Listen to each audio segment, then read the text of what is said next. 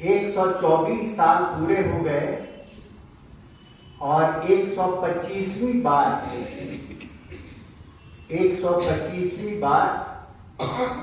23 दिसंबर आया है, जिस दिन एक सूर्य का अवतरण बागमती के तट पर बेनीपुर गांव में हुआ था।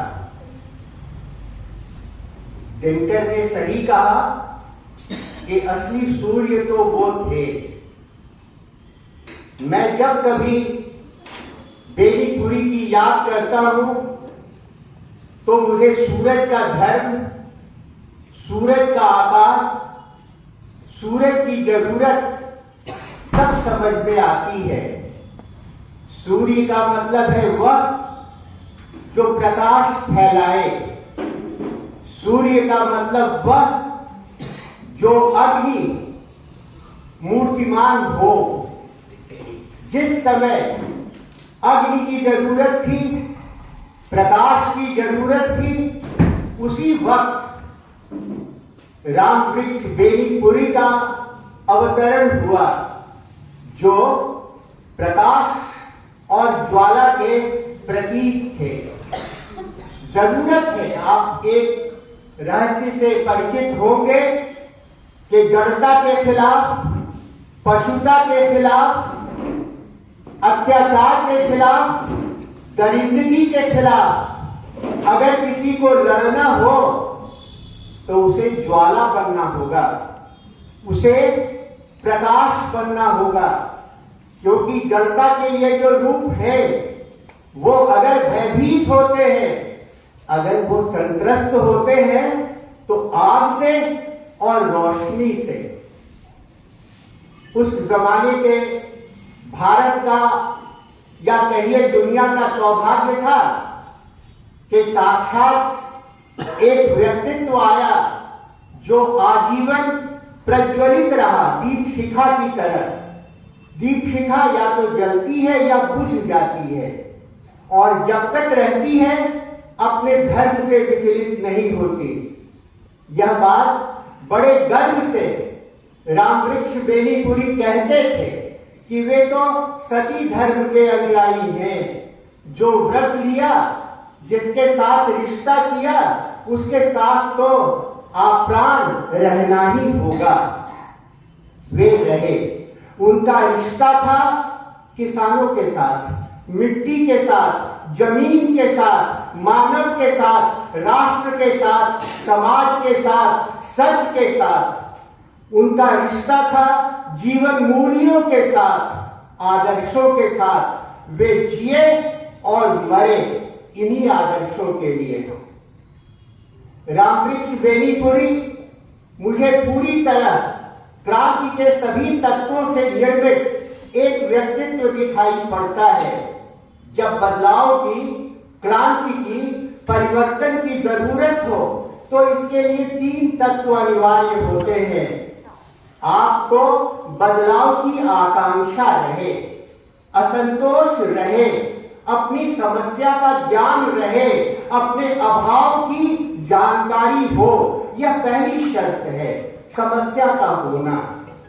दूसरी शर्त है, कोई तो हो जो बताए कि यह समस्या है और यह समस्या निर्मूल की जा सकती है, इससे परित्राण पाया जा सकता है।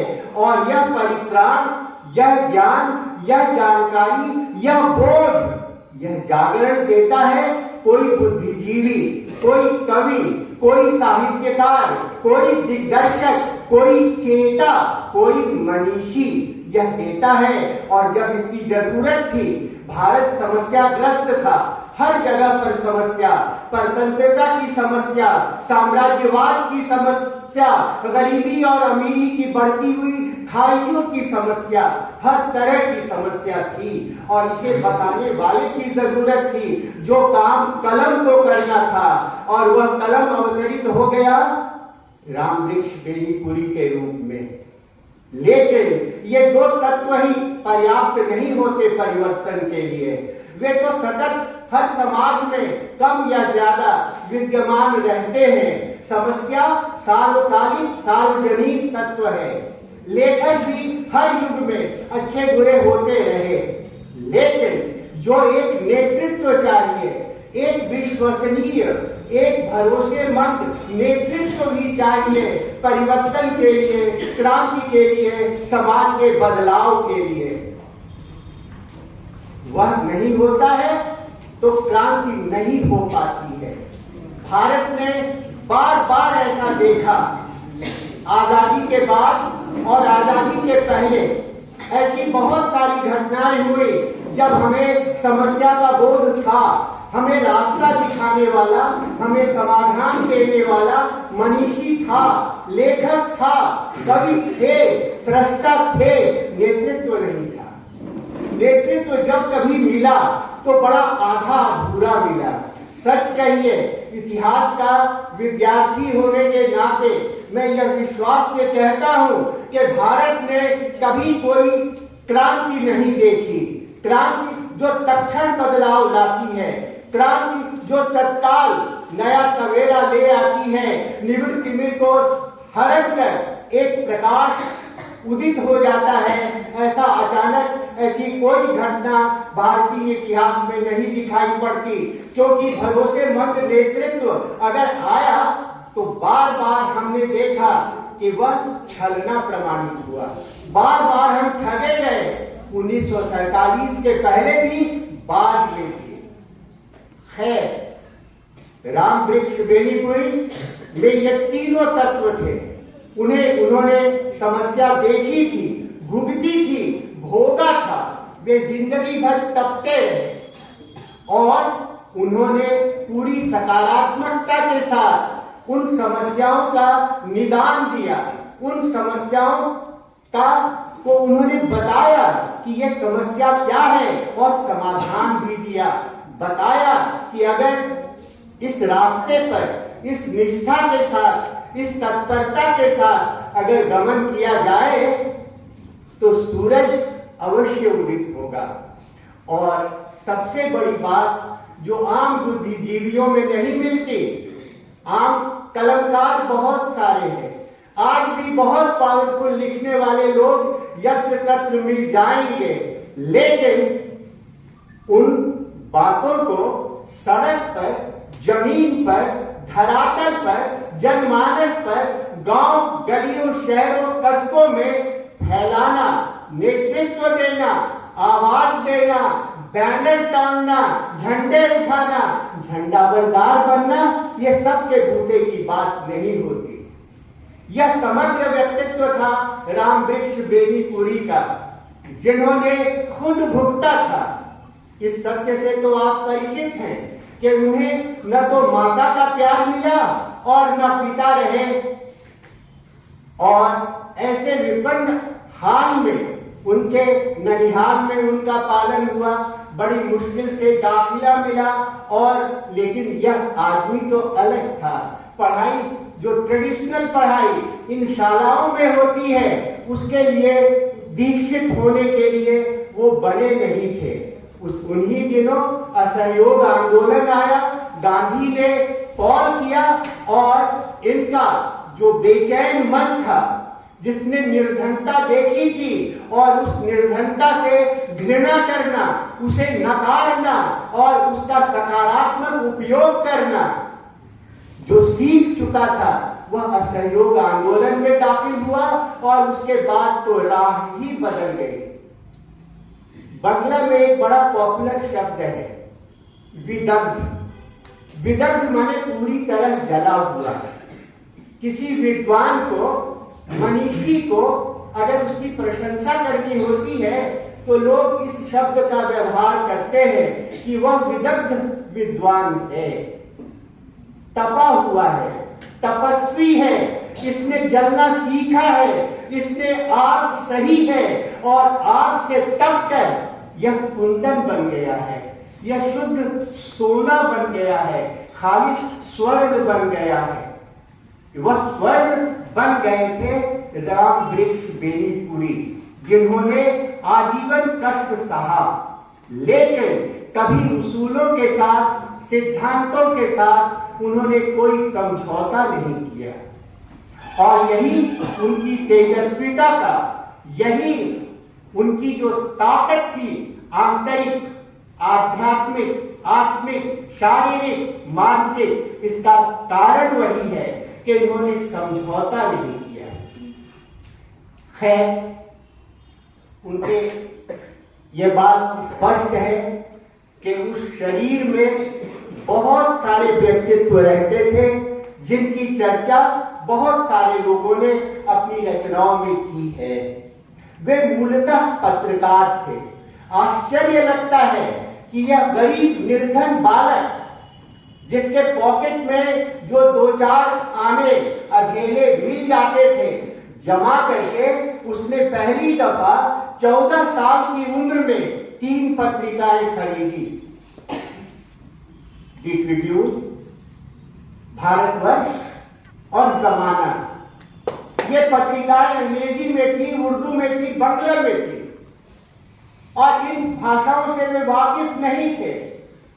उनके साथियों ने मजाक उड़ाया कि जो भाषा तुम जानते नहीं हो उसके अखबार तुमने क्यों खरीद लिए हैं, वो साप्ताहिक क्यों खरीद लिया है। तो इन्होंने बताया कि वह देखना चाहते हैं कि पत्रिकाओं का लेआउट कैसा होता है, किस तरह से वो प्रस्तुत किया जाता है, किस तरह से अखबार निकाला जाता है। और ये बात कर रहा है 14 साल का एक अत्यंत निर्धन किसान परिवार में गांव गवई का आदमी। अद्भुत थी ये बात। यह बात अक्सर नहीं दिखाई पड़ती।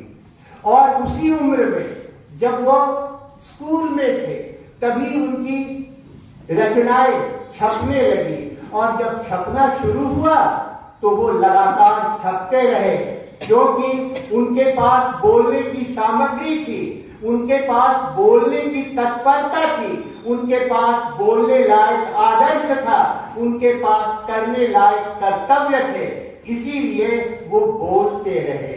दुर्भाग्य ऐसा कि 1959 में 1959 में उन्हें लकवा मार गया, और जो पैदा ही हुआ था इस विपन्न समाज को, इस आतुर उत्कंठित समाज को राह दिखाने वाला, वह मौन हो गया। उनकी आवाज बंद हो गई और उनके आखिरी दिन 8-9 बरस ये मौन में बीते। वो भारत का दुर्भाग्य था, साहित्य का दुर्भाग्य था, इस नए कहिए स्वतंत्र हुए राष्ट्र का दुर्भाग्य था।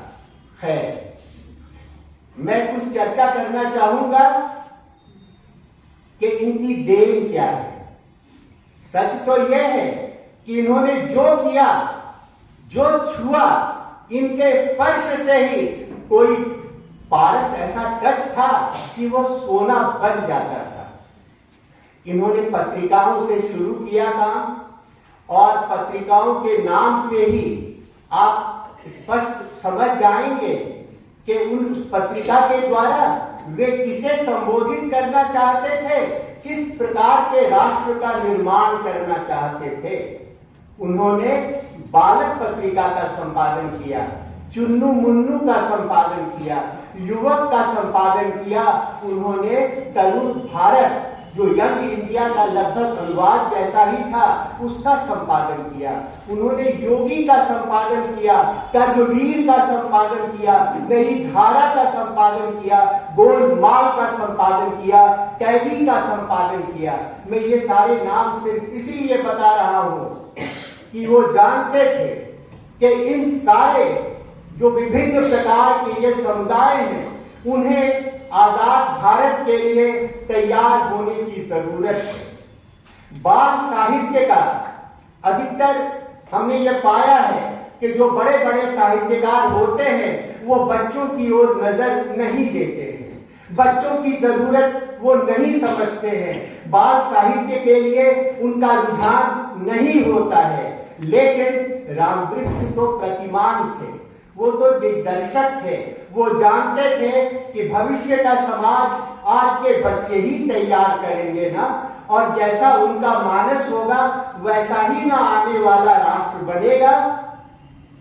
मैंने खुद वो पत्रिकाएं देखी हैं। हम लोगों के परिवार में चुन्नू मुन्नू आती थी, बालक हमने देखा है, युवक की प्रतियां देखी है, किसान नहीं देखा, लेकिन क्योंकि उससे डायरेक्ट हमारा संबंध नहीं था। लेकिन बाद में नई धारा और हिमालय मैंने खुद देखा है। ये सारी पत्रिकाएं ऐसी थी जिनको पढ़ने से मानस तैयार होता है, हृदय तैयार होता है, व्यक्तित्व तैयार होता है। मुझे बड़ी तकलीफ होती है कि जब आजाद हो गया हिंदुस्तान और जब उस तरह की ज्यादा जरूरत थी ट्रेनिंग की, बच्चों के मानस को तैयार करने की, उसे सेहतमंद बनाने की ज्यादा जरूरत थी, यह जज्बा, यह दिग्दर्शन हम कहीं खो बैठे। हमने उसका महत्व भुला दिया।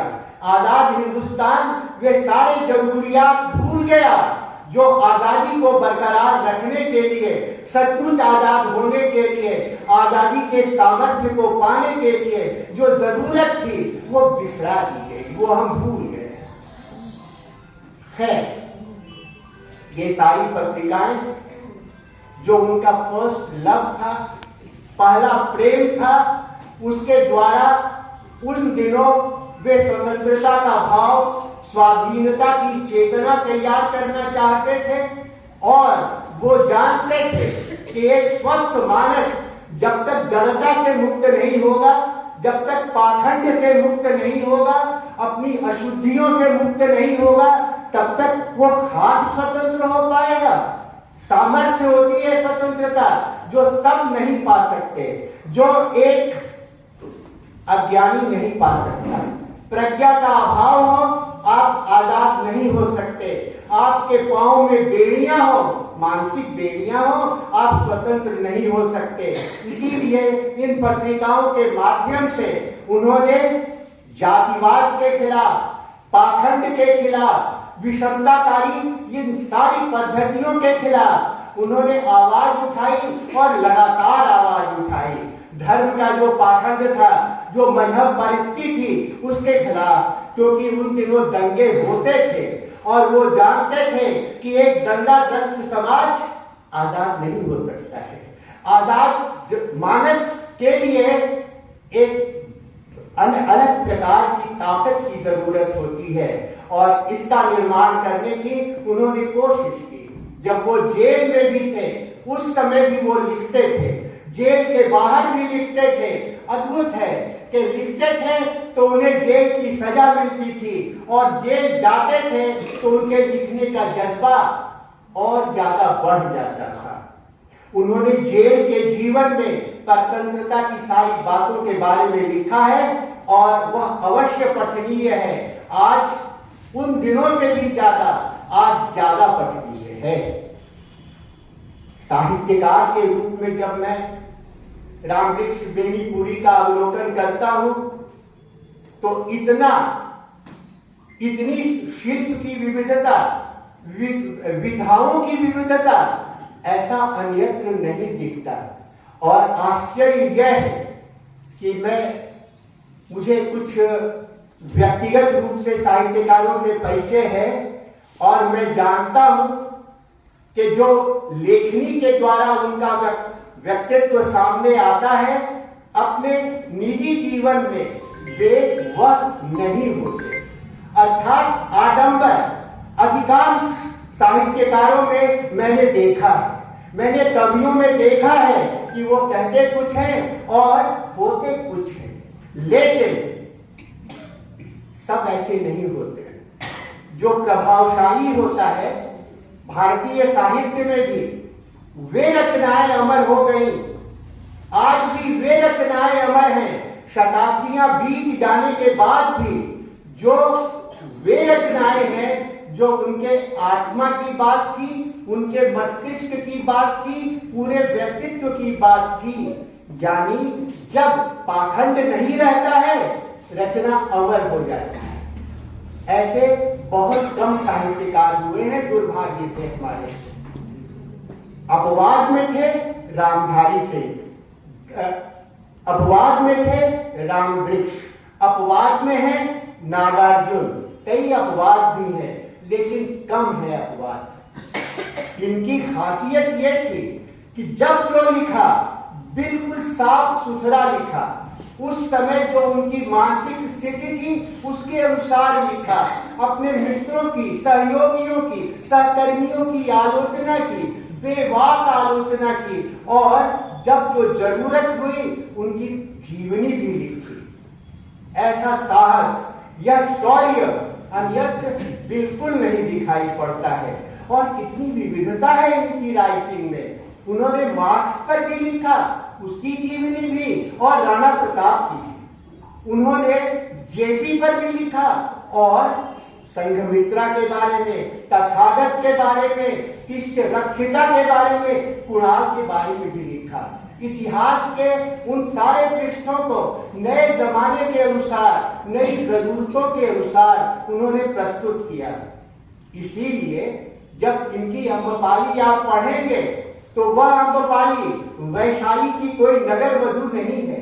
वह नारी आज की दुनिया में फिट होने लायक है, इसके लिए समीचीन है। मैं इनकी रचनाओं के बारे में विस्तार से बात नहीं की जा सकती। 80 रचनाएं हैं। 80 रचनाओं में अलग अलग तथ्य हैं, और सब का सब अभी भी पठनीय, द्रष्टव्य, मननीय, अनुकरणीय, श्लाघ्य और आत्मार्पित करने के योग्य है। मैं अवश्य चाहूंगा, क्योंकि मैं एक विद्यालय के प्रसाद में भी हूं उपस्थित, मैं चाहूंगा कि इस तरह के आयोजन किए जाएं कि ग्रामवृक्ष बेनीपुरी के संबंध में जीके क्विज कंटेस्ट हो, उनकी किताबों के बारे में, उनकी रचनाओं के बारे में, ताकि इन बच्चों को ज्यादा से ज्यादा वो बातें समझ में आए।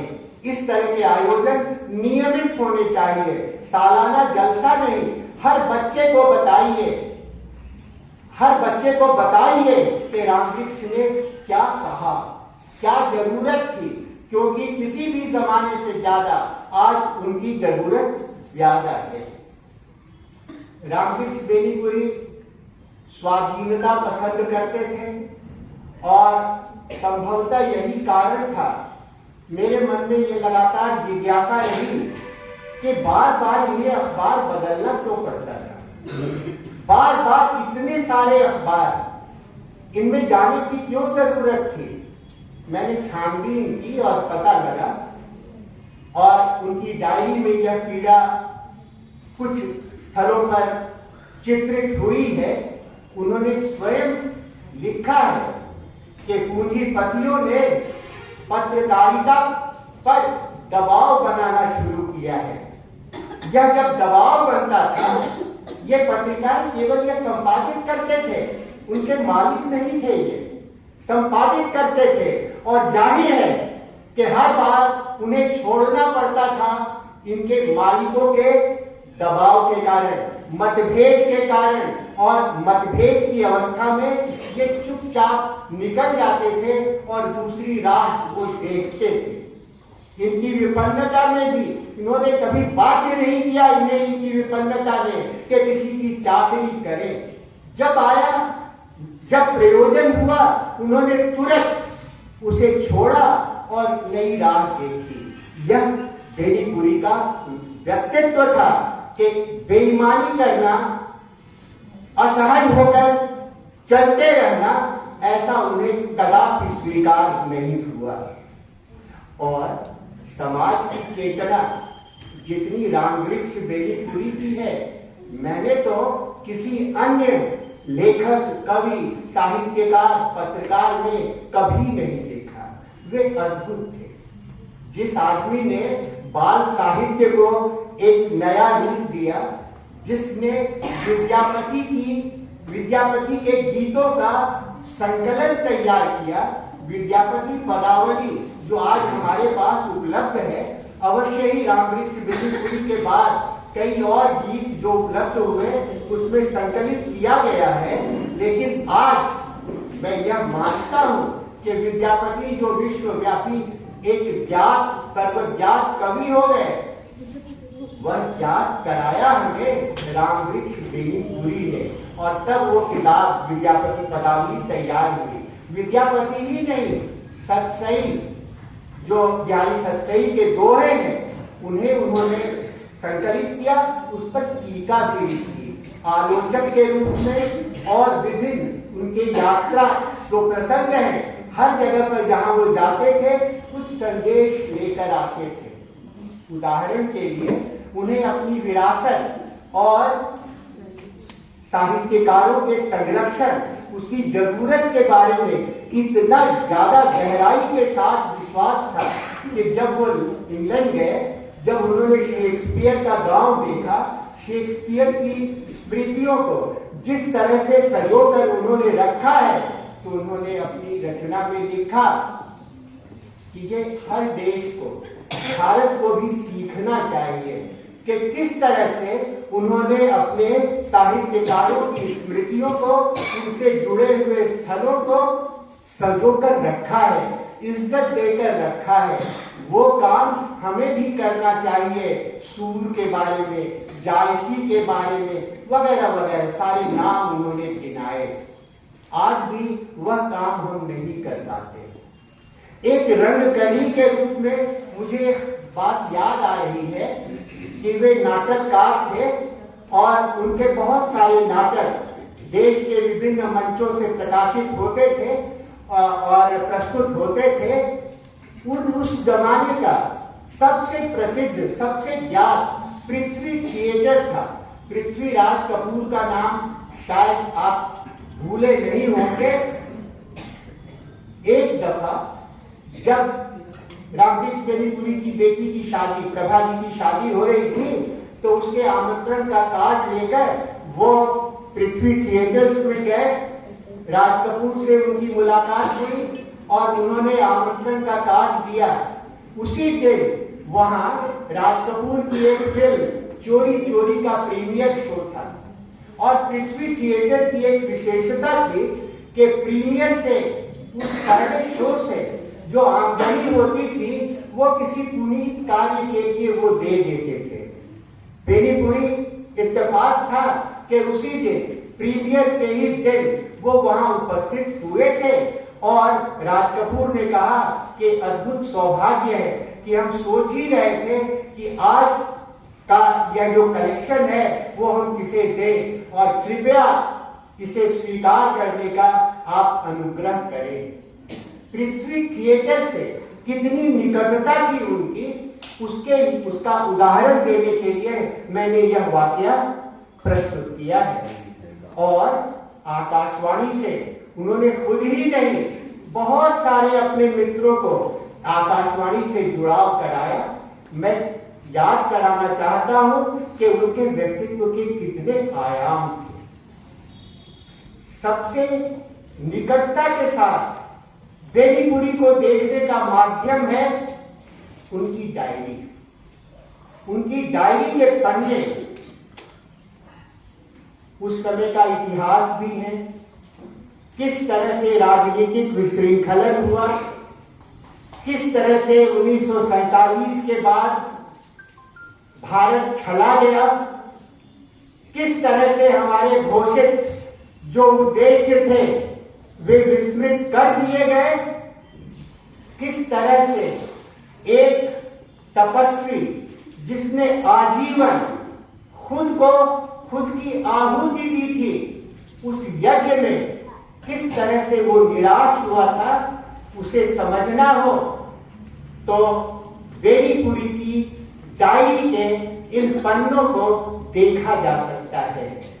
अधिकांश मैं याद करता हूं कि विश्व इतिहास में जितने भी ऐसे हमारे मसीहा हुए, जितने भी ऐसे रहबर हुए, जितने भी महामानव हुए, मैंने पाया है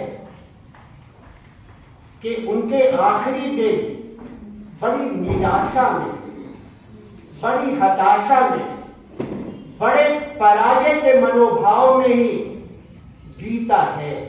और रामवृक्ष यहां अपवाद नहीं थे।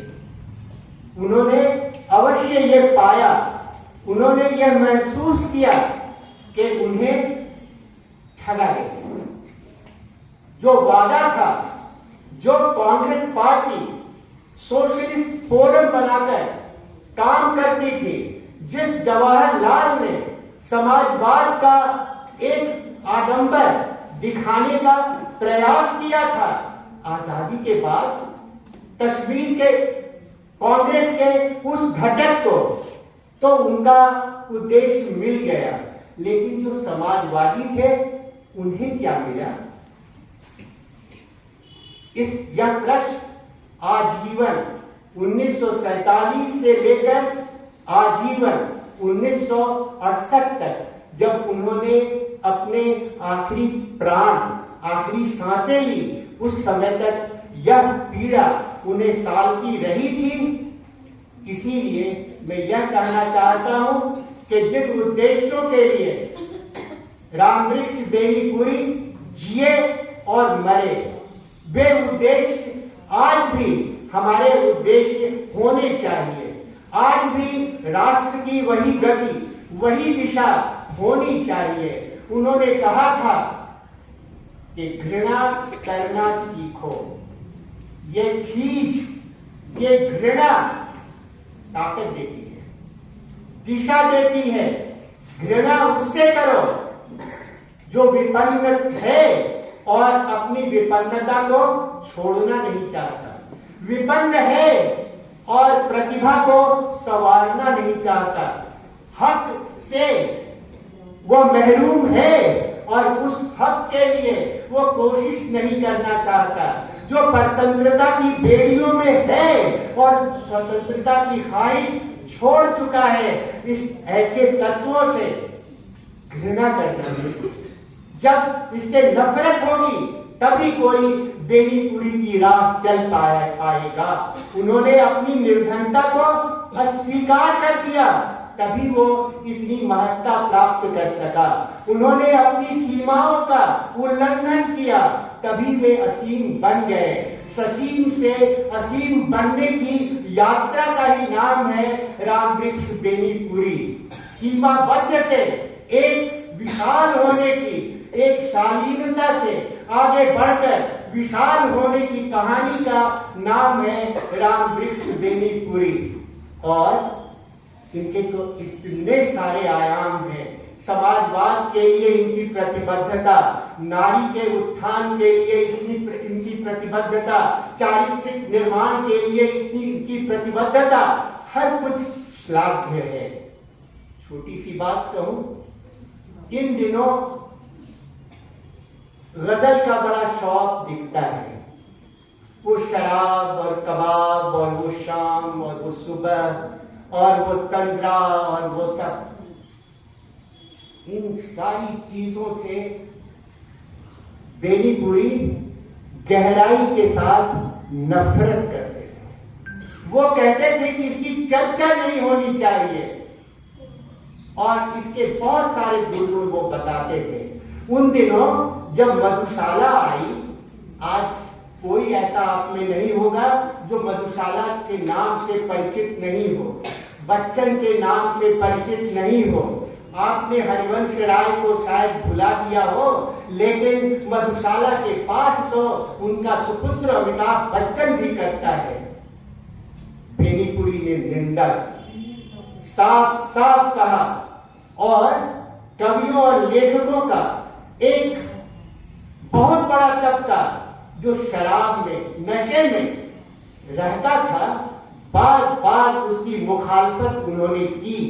और यह बेनीपुरी मुझे बड़ा प्यारा, बड़ा शूरमा, बड़ा वीर, बहुत बड़ा योद्धा दिखता है।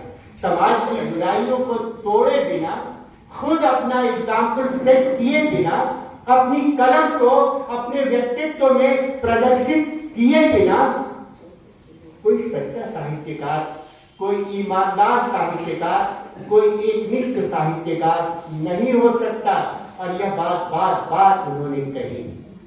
एक कवि, एक साहित्यकार जब 1934 का भूकंप आया तो इनके गांव की मिट्टी भी हिल गई थी, इनके घर वगैरह भी सब टूट गए थे। इन्होंने उस दौरान समाज सेवा का, मानव सेवा का जो कार्य किया है वो इतिहास में दर्ज है, अनूठा है, अप्रतिम है। जेल की यात्रा तो इन्हें कई बार करनी पड़ी। वो लिखते थे, भगत सिंह पर लिखा तो जेल जाओ। वो स्वतंत्रता की बात कभी की तो जेल जाओ। जेल जाते थे और आते थे, किसानों के बीच, मजदूरों के बीच, जिनकी अवस्था, एक बात तो सत्य है ना कि भारत में वह जमींदारी नहीं थी जो यूरोप ने ढूंढता था, देखा था। भारत में पूंजी ने, साम्राज्यवाद ने वो सामंती वर्ग पैदा किया, खुद तैयार किया, कार्नवालिस ने तैयार किया। स्थायी प्रबंध के द्वारा एक वर्ग बनाया गया जो यहाँ था नहीं। जमींदारों का वो वर्ग आया और जो स्वतंत्र किसान थे उन्हें अर्धदासों के रूप में तब्दील कर दिया गया। बहुत बड़ी त्रासदी थी, बहुत बड़ा ट्रेजिक इवेंट था। वह कार्नवालिस के कारनामे ने भारत की पूरी दशा, पूरा रूप, पूरी संरचना, उसका सारा ताना बाना भंग कर दिया था।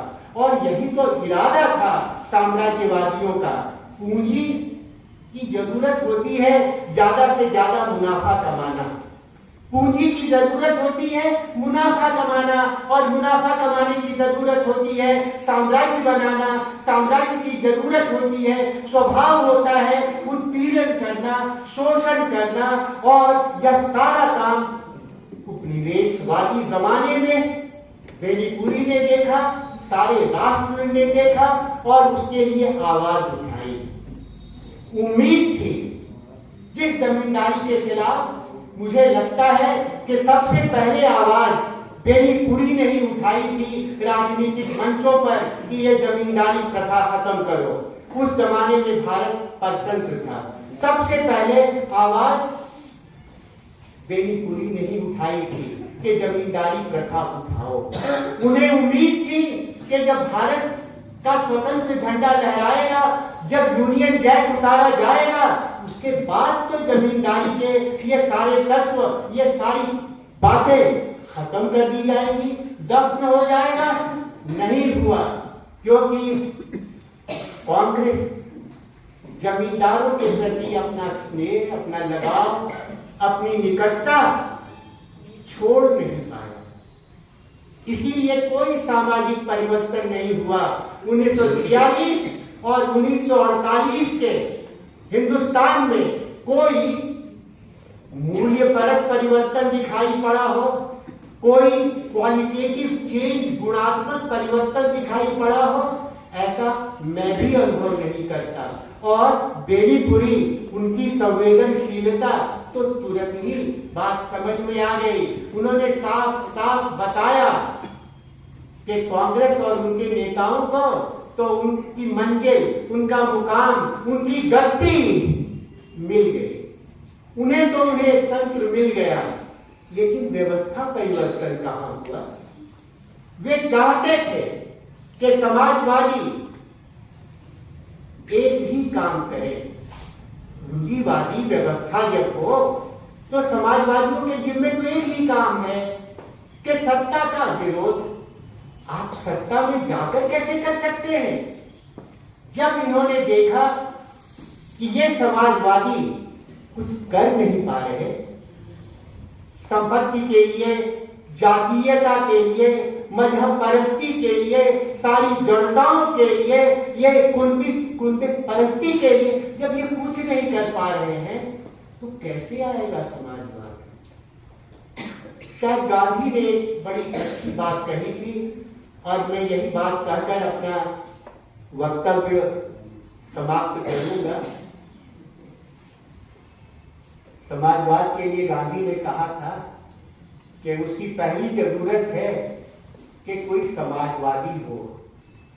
समाजवादी होगा तब ना समाजवाद आएगा। और गांधी ने ही कहा था कि अगर एक भी समाजवादी है, उसके साथ अगर कोई शून्य, कोई सिफर भी जुड़ जाएगा तो वो 10 हो जाएगा, क्रमशः 100 हो जाएगा, 1000 हो जाएगा। लेकिन पहला ही अगर सिफर है पहलाई अगर शून्य है, पहलाई अगर समाजवादी नहीं है, तो आप हजार लाख करोड़ जुट जाइए, समाजवाद नहीं आएगा। और आपने देखा ना, समाजवादी नामधारियों ने किस तरह से जातिवाद की स्थापना कर दी। आपने देखा ना कि ये समाजवादी भ्रष्टाचार के कीर्तिमान स्थापित करते रहे। आपने देखा ना कि समाजवादी तंत्र के नाम पर भ्रष्ट तंत्र, पशु तंत्र बनाया गया। आपने देखा ना कि सब कुछ मिला, आजादी नहीं मिली, भारत में भारत और भारतीयता स्थापित नहीं हो पाई। आपने देखा ना, इसीलिए आज जरूरत है कि रामवृक्ष बेनीपुरी जो पुस्तकालयों की शोभा है, जो आपकी शेल्फों पर लगे हुए हैं, वो आपके अंतस्तल में आ जाने चाहिए। आज वह जरूरत है कि वह रामवृक्ष बेनीपुरी जिसे सड़कों पर होना चाहिए, जिन्हें मंचों पर होना चाहिए, जिन्हें हर दर्द के पीछे खड़ा होना चाहिए, हर जरूरत के पीछे खड़ा होना चाहिए, उन्हें इन शेल्फों से, इन स्मृतियों से, इन दराजों से निकालकर उन्हें जीवन का, जगत का, जमीन का हिस्सा बनाया जाए। क्योंकि वो हमारे थे। वो राजा रानी की कहानियां नहीं लिखते थे, वो आसमान की बात नहीं करते थे, वो अदृश्य की बात नहीं करते थे, वो जीवन मूल्य की बात करते थे, स्वाधीनता की बात करते थे, मुक्तता की बात करते थे, आदमियत की बात करते थे, जिंदगी की बात करते थे, प्राण की बात करते थे। जिस सारी बातों से आज हम क्रमशः महरूम दिखते हैं। इसीलिए मैं पूरे अंतर्मन से उस ज्योतिर्धर को, उस दिग्दर्शक को, उस प्रतिमान को, उस देवदूत को, उस महामानव को, उस कवि को, साहित्यकार को, उस नेता को, उस नायक को मैं प्रणाम करता हूं, जिनकी प्रेरणा से हमें रामधारी सिंह दिनकर मिला, जिनकी प्रेरणा से लोक नायक जयप्रकाश का व्यक्तित्व संवर सका। लोक नायक ने कहा था 1975 में कि आज अगर बेनीपुरी होते तो बात कुछ और होती। सच मानिए, आज अगर बेनीपुरी इन सड़कों पर, इन मंचों पर आ जाएं तो बात कुछ और हो जाएगी।